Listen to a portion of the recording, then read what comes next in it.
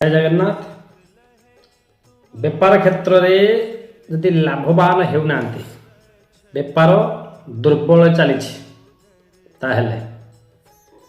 पुष्या नक्षत्र युक्त शनिवार किंबा रविवार दिन नहेले मंगलवार दिन तुलसीर मल्लांग मल्ला अंग जे अंग सुखी जाइथिबो ताकू जदि आनी वाणिज्यिक क्षेत्र में बा बेपार क्षेत्र में रखुचंती बा पाखरे रखुचंती ताहले व्यवसायिक बाधा केही देई परिबे नाही।